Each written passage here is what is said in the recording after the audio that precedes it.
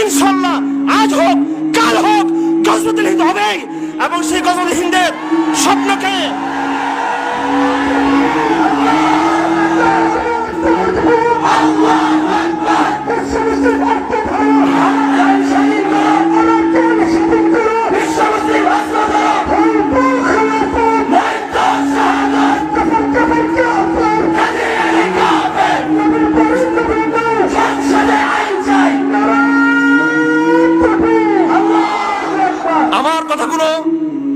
আমার কথাগুলো আবেগ থেকে নয়, আমি শুধু আবেগ থেকে কথা বলি না। নিশ্চয়ই এখানে আমাদের সাংবাদিক ভাইরা রয়েছেন। আমরা প্রীতি, ভালোবাসা, ইসলামের মহব্বত, রাসূলুল্লাহ সাল্লাল্লাহু আলাইহি ওয়াসাল্লাম যে দ্বীন নিয়ে আসছেন সেই দ্বীনের প্রতিটি বাণীকে আমরা আপনাদের কানে কর্ণকুহরে পৌঁছে দিতে চাই। আমার ওই নবী, যে নবী ভালোবাসার কথা বলেছেন, সেই নবী যুদ্ধের কথা বলেছেন, যে নবী সালাতের কথা বলেছেন, হজের কথা বলেছেন, সেই নবী জিহাদ ফি সাবিলিল্লাহর কথা বলেছেন, যে নবী ইতিকাফের কথা বলেছেন, সেই নবী হিজরতের কথা বলেছেন। যদি নবীর প্রেমিক হয়ে থাকো অবশ্যই নবীর সমাজে বিধানকে বাস্তবায়ন করতে হবে, সবগুলোর মধ্যে ঈমান নিয়ে আসতে হবে। জেনে রাখো নওয়াখিদুল ঈমান রয়েছে, নামাজ ভাঙ্গার যেমন কারণ রয়েছে, উযু ভাঙ্গার কারণ যেমন রয়েছে, ঈমান ভঙ্গেরও কিন্তু কারণ রয়েছে। পরিষ্কার সমস্ত আকীদার কিতাব রয়েছে, পরিষ্কার আকীদার সমস্ত কিতাব রয়েছে। ঈমান আনার জন্য, মুমিন হওয়ার জন্য ইসলামের, কোরআনের, হাদিসের সমস্ত কিছু মেনে নিতে হবে। আত-তাসদীক বিমা জা বিহি মুহাম্মাদুন সাল্লাল্লাহু আলাইহি ওয়াসাল্লাম, মা এখানে কালিমাতু মা আম্মাতুন, সমস্ত রাসূল যা কিছু বলেছেন সবকিছু মানলে তুমি ঈমান আনবে। আর কুফর কাকে বলা হয়?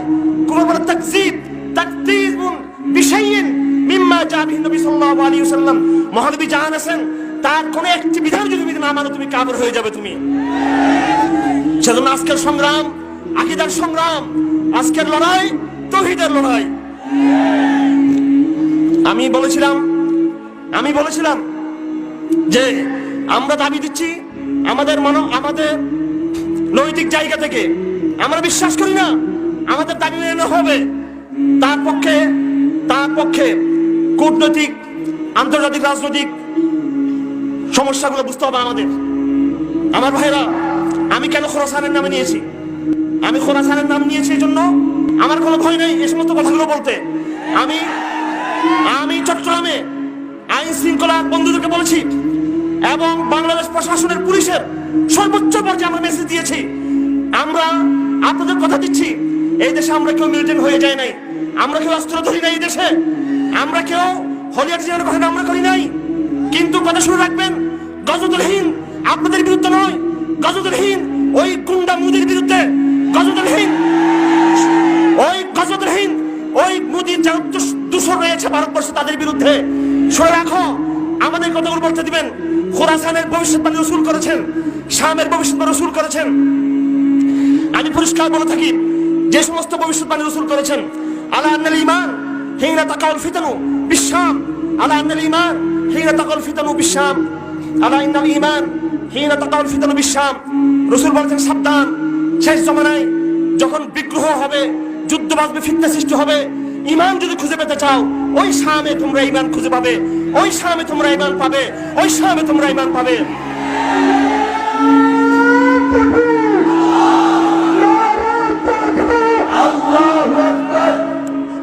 রাসূল বলেছেন মাহদীর বাহিনী বের হবে। ইজা রাআইতুম রায়াতিন সুদ قد أقبلت من خراسان فأتوها ولو حبوا عن السجود فإن في خليفة الله المهدي। হে আমার উম্মতরা, যখন দেখবে খোরাসানের পর্বত থেকে, হিন্দু কুশের পাহাড় থেকে কালো পতাকাধারী, লা ইলাহা ইল্লাল্লাহ পতাকাধারী বাহিনী যখন বের হয়েছে, তোমরা পাহাড়ে পর্বতে বরফের উপর তোমরা হামাগুড়ি খেয়ে ওই কাফেলার সাথে তোমরা ঐক্যবদ্ধ হও, কাফেলাবদ্ধ হও, কাতারবদ্ধ হও। এটা মাহদীর কাফেলা, খোরাসান মাহদীর জমিন, খোরাসান ঈসার জমিন। সুতরাং যারা খোরাসানকে জঙ্গিবাদ বলবে, নিঃসন্দেহে তাদের মনে নেফাক রয়েছে, তাদের মনে। আমার ভাইরা, রাসূল বলেছেন ইসাবাতানি মিন উম্মতি মাগফুর, আমার উম্মতের দুই দলকে আল্লাহ ক্ষমা করবেন। ইসাবাতুন তাকুনু মা ঈসা ইবনে মারইয়াম, একটি দল হবে যারা ঈসা ইবনে মারইয়ামের সাথে যারা যুদ্ধ করবে তার জালের বিরুদ্ধে, আরেকটি দল হবে যারা হিন্দুস্তানের লড়াই করবে। আফসোস, তথাকথিত কিছু মাতখালি সৌদি আরবের পেট্রোল টাকা খেয়ে যারা এই দেশে তথাকথিত সহিহ হাদিসের বিজনেস করতেছেন, সৌদি আরবের টাকা নিয়ে সহিহ হাদিসের কথা বলেন, ইমাম বুখারীর চেতনা নিয়ে সমস্যা নাই, সহিহ হাদিসের কথা বলেন, আহমদ ইবনে হাম্বলের চেতনা নিয়ে তোমাদেরকে স্যালুট করি, সম্মান করি, শ্রদ্ধা করি। যদি তোমরা আহলে হাদিস হও ইবনে তাইমিয়ার মতো, আহলে হাদিস হও ইবনুল কাইয়িমের মতো, আহলে হাদিস হও ইবনে কাসিরের মতো, আহলে হাদিস হও ইবনুল জাওজির মতো, আহলে হাদিস হইও না সৌদি আরবের দালালদের মতো হইও না আহলে হাদিস। আজকে তারা বলতেছে কি যে ভারতের ব্যাপারে কথা বলা যাবে না, অনুমতি নিয়ে করতে হবে, গতদিন হয়ে গেছে। আমি এই কথা কি জন্য বলছি, শুধু রাষ্ট্র নিয়ে চিন্তা করবেন না, এই দেশ নিয়ে চিন্তা করবেন না। আল্লাহ পাক আলহামদুলিল্লাহ এই দেশে আপনারা বিগত 10 বছর দেখেছেন এই দেশের রাজনীতি ক্ষতিগ্রস্ত হয়েছে।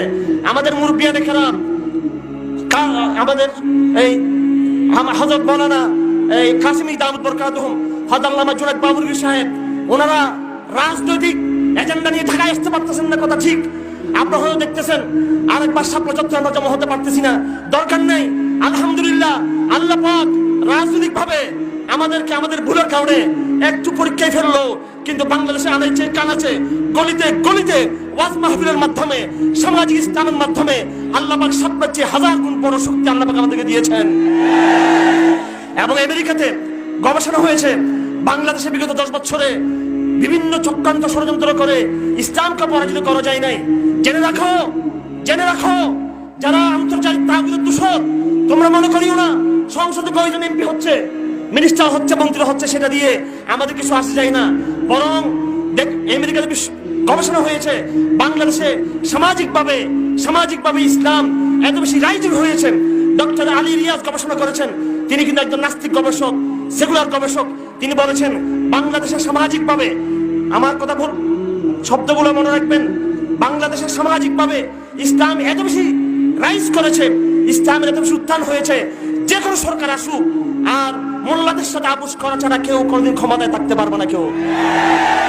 আমার ভাই, আমি সর্বশেষ কথা বলে শেষ করে দিচ্ছি। আমাদের জানাব মুহতারাম নজির আহমদ দাউদ বরকাতুহু চলে আসছেন, মুরব্বিরা কথা বলবেন। আমি যে বললাম ইসলাম বিজয়ী হচ্ছে, একটি উদাহরণ দিলাম, খোরাসানে ব্রিটিশদেরকে পরাজিত করা হয়েছে। দ্বিতীয়বার খোরাসান আল্লাহ পাক রুশদেরকে পরাজিত করেছেন। আমার মুরব্বী শ্রদ্ধাভাজন নূর হোসেন কাসমি দাউদ বরকাতুহু, তিনি তুরস্কের কথা বলেছেন, আর দুগানের কথা বলেছেন। আমি আপনাদেরকে আরো বড় বিজয় সংবাদ দিচ্ছি। আমার মুরব্বী মথন বলেছেন, আমি আমার মুরব্বীর মথনের সাথে হাসিয়ে সম্পৃক্ত করতে চাই, টিকা সম্পৃক্ত করতে চাই। আলহামদুলিল্লাহ যারা আজ খোরাসানে বিজয়ী হয়েছে তারা পৃথিবীর বর্তমান পরাশক্তি আমেরিকাকে তারা পরাজিত করেছে, তারা আলহামদুলিল্লাহ। এবং তারা কারা? আপনাদের মতো নিরহ, আনাড়ি, ইংরেজি ভাষা জানে না, আনস্মার্ট, যাদেরকে ব্যাকডেটেড বলা হয়, যাদেরকে অশিক্ষিত বলা হয়। আমাদের ইসলামী আন্দোলনের, ইসলামী দলের, ইসলামী বিভিন্ন সংগঠনের স্মার্ট অনেক ভাইয়েরা যারা কিছু মডার্ন চিন্তা করেন, তারাও কিন্তু মোল্লাদের কথা বলতে চান না। আজ দেখো কোন মডার্ন শক্তির কাছে, কোন আধুনিক শক্তির কাছে আল্লাহ পাক আমেরিকাকে পরাজিত করে নাই। আল্লাহ আমেরিকার লাঞ্ছনা, আমেরিকার অপদস্থতা, আমেরিকার বেইজ্জতি আল্লাহ পাক রেখেছেন মোল্লাদের হাতে রেখেছেন। नमरूदों को सबक पढ़ाने अल्लाह ने मच्छर को उतारा, अफगानों को एक थप्पड़ से कैसे भागा रूस बेचारा। আমেরিকা তুমি দেখে নাও, আলহামদুলিল্লাহ। কেন আমরা আজকে আল্লাহর কুদরতের ইশারা বুঝতেছি না? কেন আল্লাহর কুদরতের গায়েবী ইশারা বুঝতেছি না? আল্লাহর কুদরতের গায়েবী ইশারা বোঝা দরকার মাদ্রাসার ছাত্রদের, আলেমদের, ইসলামপন্থীদের, সরকারে যারা আছে তাদের রয়েছে দায়িত্ব। আল্লাহর কুদরতের ইশারা একটি জমিনে খোরাসানের মাটিতে আল্লাহ পাক বারবার ইসলামকে বিজয় করতেছেন। সেই বিজয়ের কাহিনী আমরা ওয়াজ মাহফিলে শুনতে পারি না। আমরা আফসোসের কথা, বারবার সর্বশেষ পরাশক্তিকে আমেরিকাকে আল্লাহ পাক পরাজিত করেছেন। ইনশাআল্লাহ খোরাসানের এলাকায় আর কোন আগ্রাসন হবে না ইনশাআল্লাহ আজিজ। আমাদের নবীজি বলেছেন গজওয়াতুল খন্দক হয়ে গেছে, এবার থেকে আমরা কুফফার থেকে বিতাড়িত করব, আর কোন আত্মরক্ষা করব না।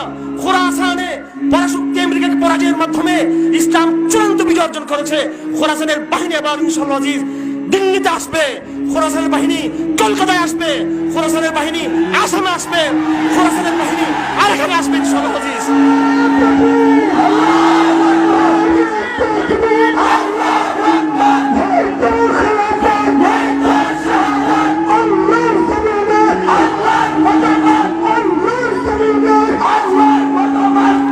ধন্যবাদ আপনাদের সকল। সকলকে আমি এই কথাগুলো বলেছি আপনাদেরকে আশাবাদী করার জন্য।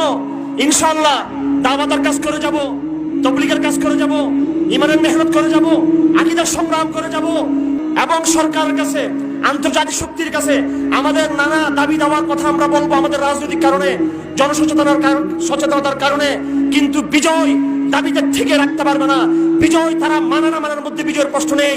এই বিজয় ইনশাআল্লাহ আমরা আমাদের বিজয়ের মানচিত্র রাসূল যেভাবে বলে গেছেন, রাসূল বলেছেন তাইফাতে মানসুরা, একটি দল থাকবে সাহায্যপ্রাপ্ত দল। আমরা সেই সাহায্যপ্রাপ্ত দলের অনুসারী ইনশাআল্লাহ আজিজ। আমাদের এই বিজয় আমরা নিশ্চিত করবো ইনশাআল্লাহ আজিজ। আল্লাহ পাক সকলকে তৌফিক দান করুন।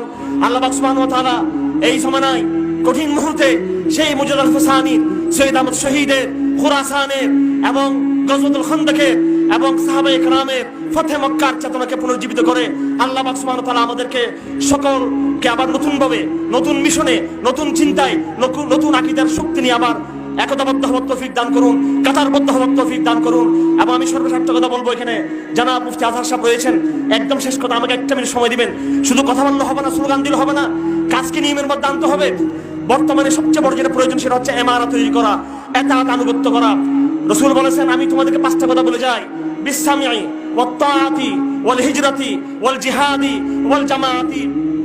যারা এই এলাকায় রয়েছেন, ওনার বিশাল প্রতিষ্ঠান, তার প্রতিষ্ঠানের সকল ছাত্র, শিক্ষক, কর্মচারী যারা তাকে ভালোবাসেন, আপনারা এই জায়গায় ইতাআত কায়েম করুন, ইমারত কায়েম করুন।